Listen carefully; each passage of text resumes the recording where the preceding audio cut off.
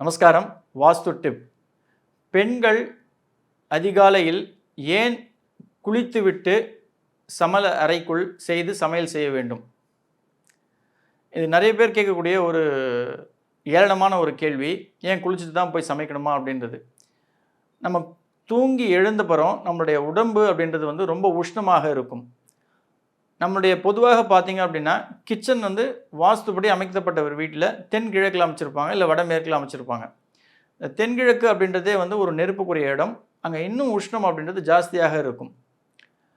பொதுவாக பார்த்தீங்க அப்படின்னாலே, உஷ்ணம் சார்ந்து தான் எல்லா உடல் உபாதைகளும் எல்லா வியாதிகளும் ஆரம்பிக்கும்.